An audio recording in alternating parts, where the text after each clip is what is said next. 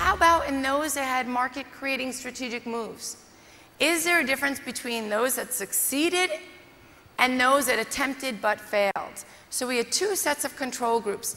First, it had to be that there was a difference between market competing and market creating, which we confirmed. There is a difference in how companies approach strategy. And then the second one, in those companies attempting to create new markets, is there a difference, systematic pattern, between those that were able to succeed and unlock financial results and those that failed? And again, we found a pattern. And what I want to do today is share with you a little bit about what is that pattern look like and what we found. So we found two sets of findings.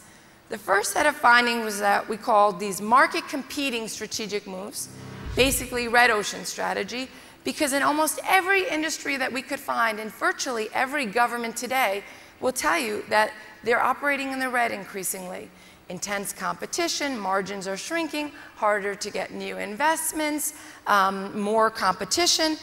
And we called markets creating strategic moves the blue ocean because the opportunities for all of us out there were unlimited. And there were sets of companies, despite what was happening in the industry, were carving out and creating this new space.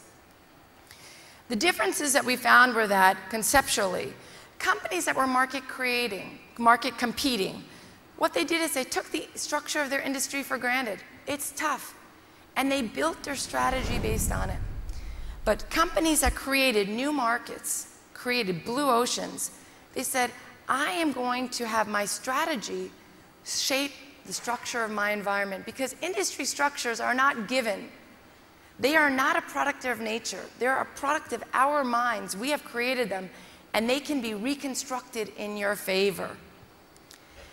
In red ocean strategy, because I accept the structure of my industry, I spend my time fighting to divide existing demand, winning customers from my competition.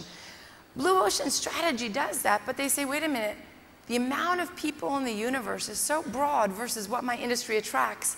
How can I create new demand to grow my industry?